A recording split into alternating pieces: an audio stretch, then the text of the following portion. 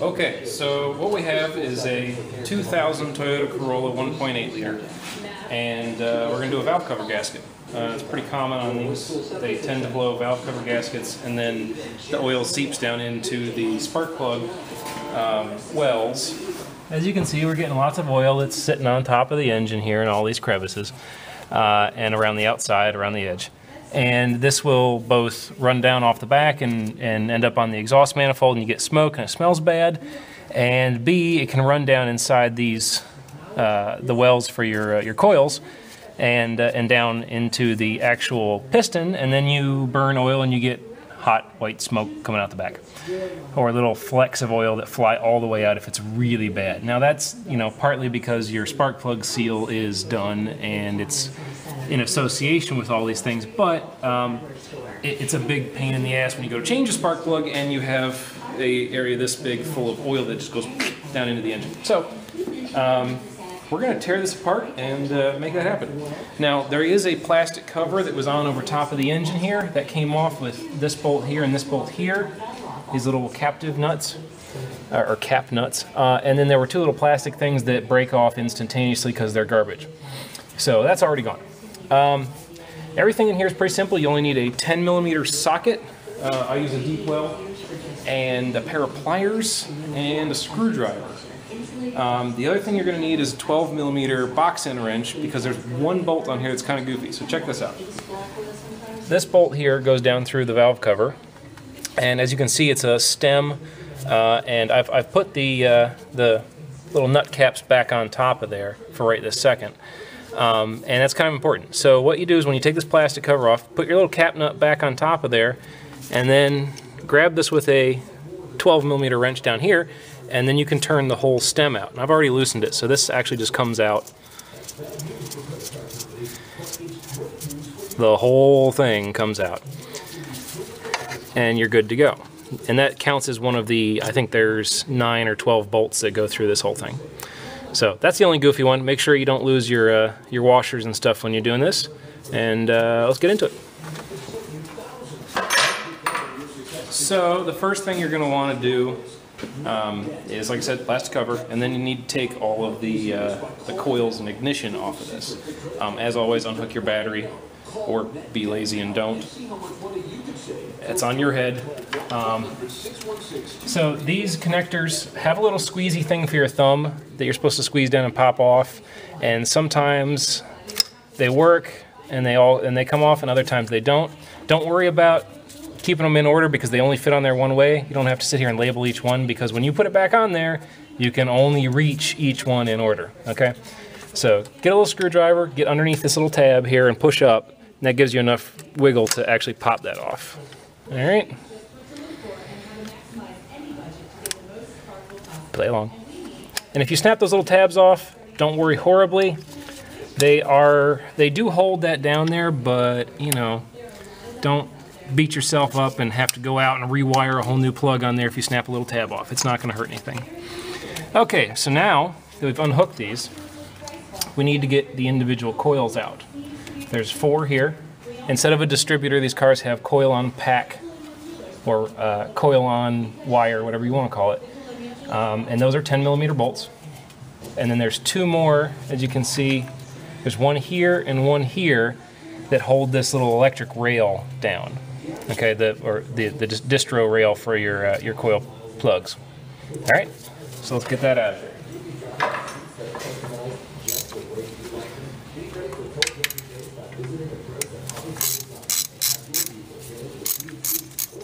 Make sure to keep all your nuts and bolts in a nice clean spot.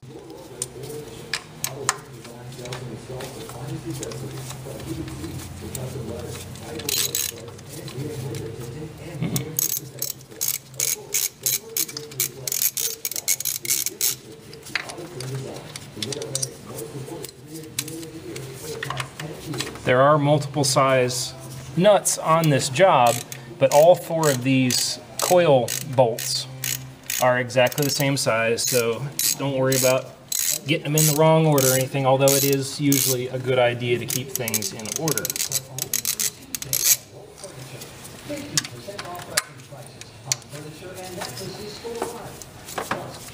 months free financing with nothing down when you use your gold card.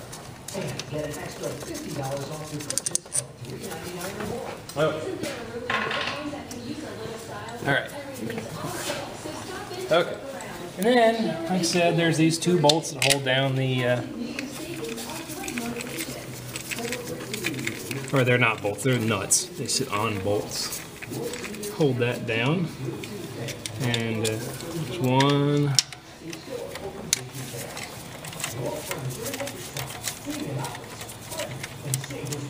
And there is two.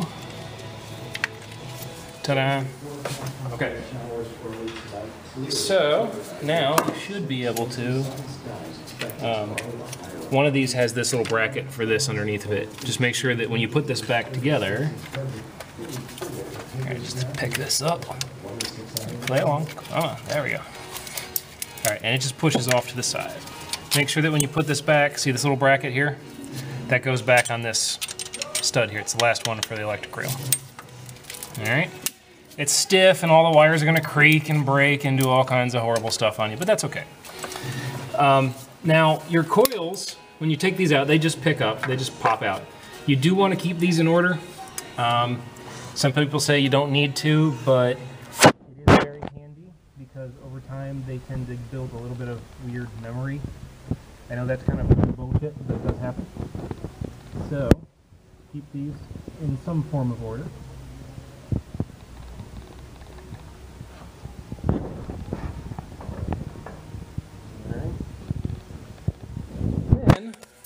We get to taking the rest of this off.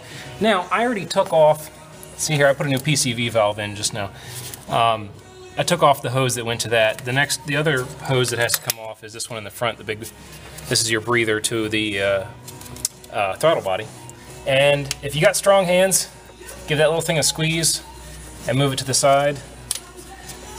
Or if your car is old and rusty, grab a pair of pliers and just, and then this will be a complete pain and will be very stuck and require pliers, I'm sure.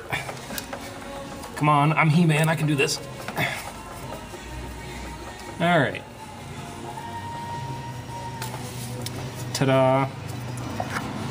Push that off to the side so you can get to it, to where you need. Okay. Now there are two brackets here that need to come off before you can start popping the actual valve cover off. You don't need to take off your cap, and you do not need to remove your spark plugs. If they're in there, they're fine. All right, it's nice, keep stuff from running down in your engine while you're doing this. But there's one bracket here on the front corner with a nut on it. This nut is flared, or should I say pre-washered, attached washer, whatever you want to call it. So that one is fairly specific. Again, it doesn't actually matter, but it doesn't fit anywhere else, so make sure you put that one back where it goes. All right. Okay, this is very tight in here, but when we get the next one off, you'll be able to move it. So there's another 10mm right here. See this rail here? This is a little bracket that runs to your fuel rail, which actually the next step in this car is going to be a fuel injector because it has one that is dead. That's why it's in here getting worked on. But we're starting at the top and working down, eliminating problems as we go. So, go ahead and pop that one out. It's actually a brass nut. Okay, that loosens up this little, your fuel rail there. This is a hard line, it's not flexible. Do not bend it. If you bend this line even a little bit and it decides to kink and or create a crack, this is your high pressure fuel line. If you crack this while you're doing this, you're gonna get, you know, the entire fuel system worth of fuel coming out at X amount of hundreds of millions of PSI. I don't know what it is exactly, but it's gonna come flying out all over everything and be a mess. Or if it kinks it and it gets a little tiny crack that doesn't spray out all over the place, you could be driving along and the high pressure system could eventually pop there and then spray fuel all over your hot engine and big fire. So don't do that.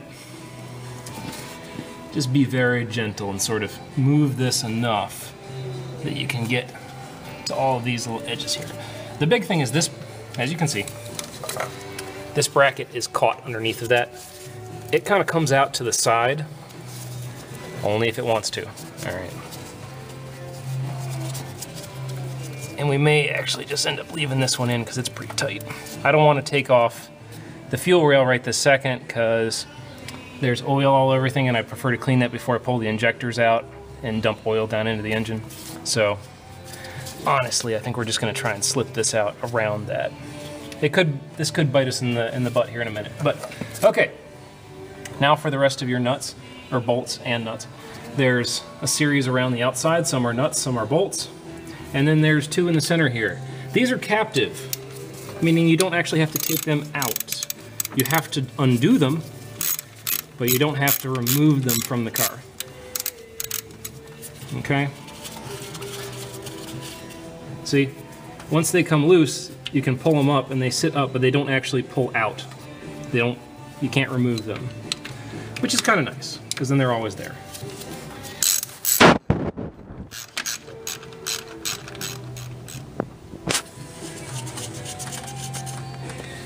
Okay. Now, this is not necessarily important, but it is nice to get your little cap nut out of the way so you don't lose it and you don't end up smacking it on anything. And a little more clearance in there. So pop off all these.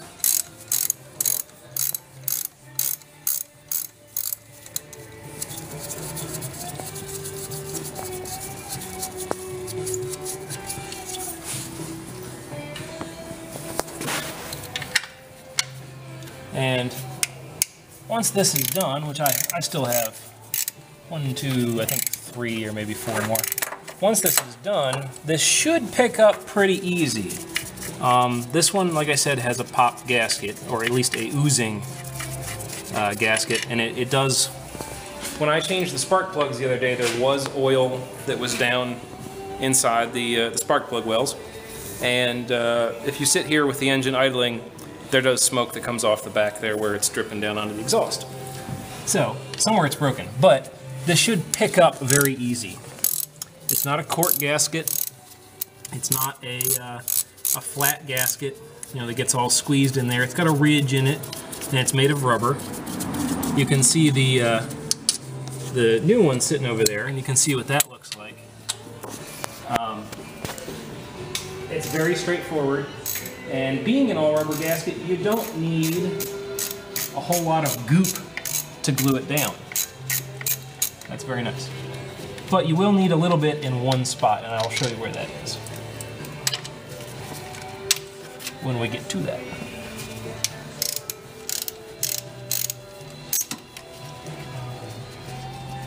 As you can see, none of these are super tight. If you want to use one of those electric ratchets or an impact driver, well, not an impact gun, mind you, not a big air gun, but one of the little, you know, a DeWalt driver or something like that, it's fine. You know, they don't have to be torqued down to brain exploding. I think they're only supposed to be at 10 or 12 pounds. That could be very wrong. If you'd prefer to correct me, put something in the comment box there, that's fine. I do all of this from memory, so I get things wrong.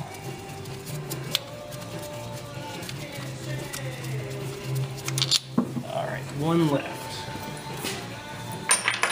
And I will need my extension wherever I put that.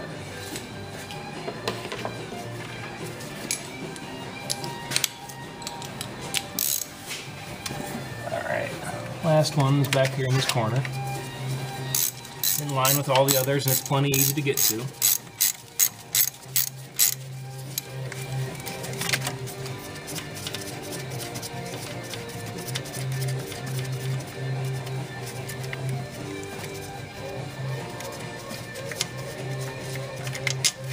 Alright, so let's have a quick eyeball, make sure that's all of them. I think it is. So, yes. All right, so let's see, you get to pick up or not. All right, and sometimes that will just actually just pick right up off of there. But this car has got some age and some miles to it. So I'm taking a flathead screwdriver, and you just pick a random spot where you can kind of get it in there a little bit, and see, just a tiny bit of pressure, and boom, there it comes. Ta-da! Don't lose your screwdriver in the headlight like I just did. All right, so we've run into this problem that I was talking about earlier. See this corner here? Where that stupid bracket is stuck in the way? Yay! I think if I hold this, we can get to it. Yep, there we go. So this whole bit just picks right up off of there. Ta-da! And there's the inside of your valve cover there. This is a good time while you have it apart here to check your timing, the chain, and all that wonderfulness. I'm going to set this aside here. As you can see, this engine is not well taken care of. The owner changed the oil every 20 to 30,000 miles. And it's a little scummy in here, but it doesn't look bad. There's no, gigantic chunks of stuff and slime built up in there. And it actually looks pretty decent. It's just ugly. Timing chain over on this end here. You're supposed to replace this every 100-ish thousand miles. I'd have to look in the manual, see the exact. This one is nice and tight still. See how when I push down it, you're only getting maybe a 1/16 of an inch. Maybe if I really push hard, an 1/8 of an inch of deflection. Now it is loose this way, and it's kind of messy going that way. All right. I'm actually not going to mess with it. It is a chain, and it's a Toyota. You honestly don't need to worry about that. So, all right, let's get this old gasket out of here. Now it may be very ornery and very shtick, and it may not be.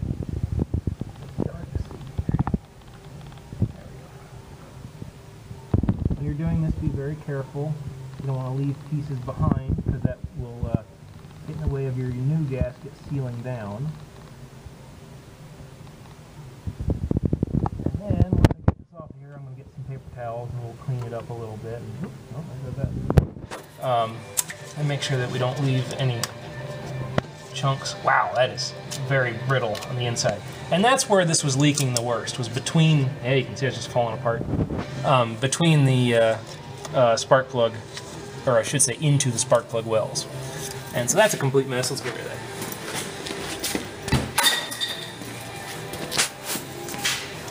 that. And one left here. Okay. Make sure you get all the little pieces, don't leave any little chunks of stuff behind. Over here, where the front of the engine, we'll just go with that and call it what you like, your timing case, timing cover, whatever you want to call it, meets the actual block, there's a seam right there. Okay, so from the factory, and this is a factory set, you can see they put some goop on there at that little juncture there. Make sure you get all of that off so that the new gasket will seal down. And that is the only spot where you're going to have to put any goop on this. This is actually a pretty nice system. Toyota did build cars really well. They knew what they were doing. So grab your handy dandy shop rag and make sure you get all this nice and cleaned up. If you want to use some brake clean, that's always good. But I forgot to get any before I started, so we're doing this all sans brake clean. And if you're going to use brake clean, do not spray it directly on the surface. You do not want to get brake clean mixed into your oil. And this is, as you can see, all a oil bearing area, meaning that the oil comes from the bottom up into this and then back into the bottom. Benzene or brake cleaner, things of that nature, in your oil are bad. Ask a scientist. Bad. So what you would want to do is spray it onto your rag and then use the rag to remove the gunk. Alright. So this is actually looking pretty good. Want to make sure that it's completely clean and nice and shiny and flat. You don't want any goop left of any kind. because like I said, that'll prevent it from sealing properly.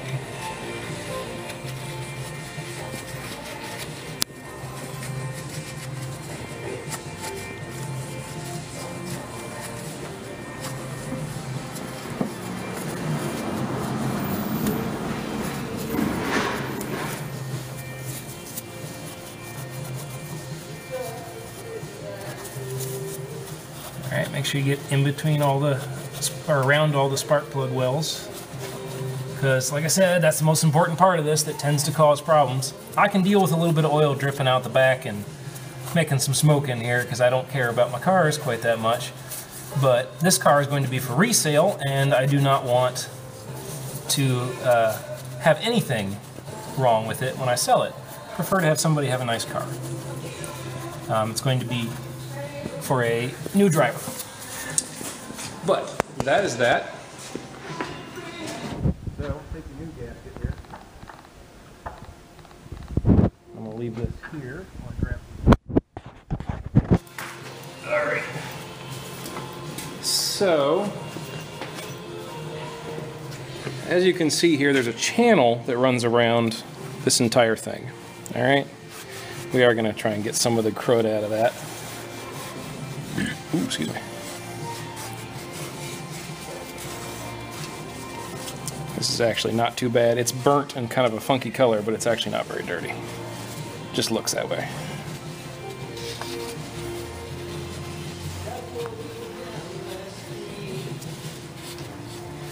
Okay, and if you really want to, if you're very concerned about such things, you can take brake clean and clean out the whole inside of this, get all this junk and crud off there. But honestly, every engine that you will ever open that has 100,000 miles on it will look like that inside and have all this crud in there.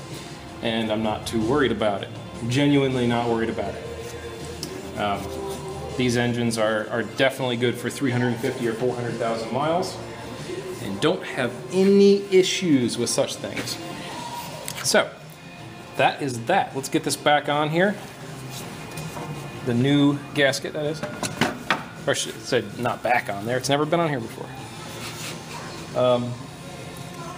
Like I was saying, there are little grooves, and it all kind of pushes down in there, which is fantastic because it holds it in place for you when you go to put this back on top of the engine.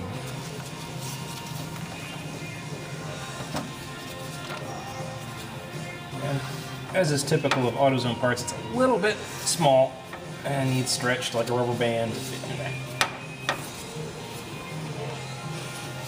This gasket, by the way, at your local AutoZone, which I'm not plugging for AutoZone, I don't work for AutoZone, they're just a mile away from my house, so I go there all the time.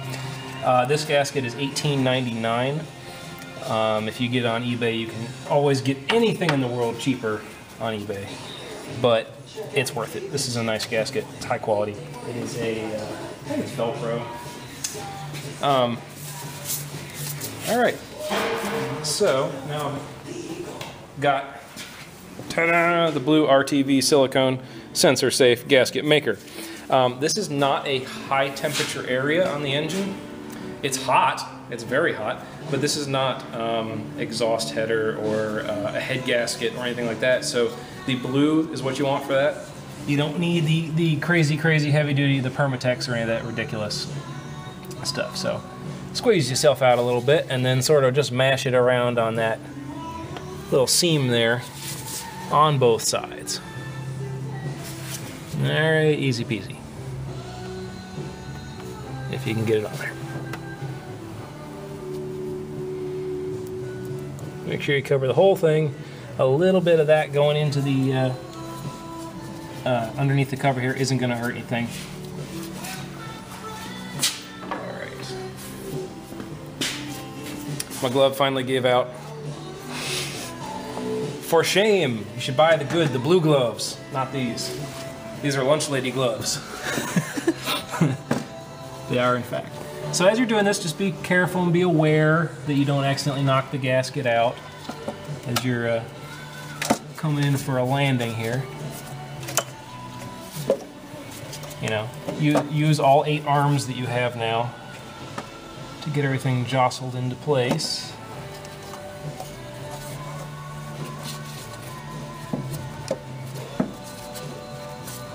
Take your time, be very slow, make sure that everything's out of the way. You don't want to clamp anything in the way. Don't want to accidentally have even a little bit of piece of something stuck underneath there.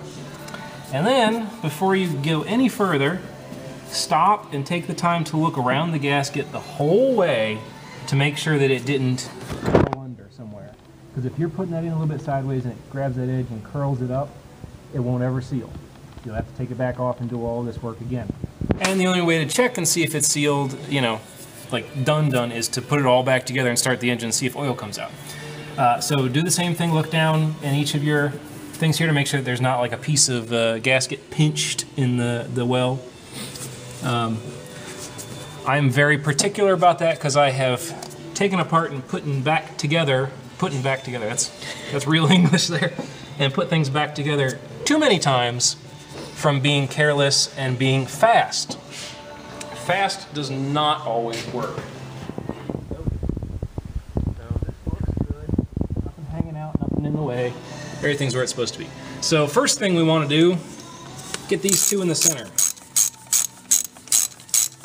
And just snug them. Don't go crazy and start tightening everything down yet. Okay, just snug.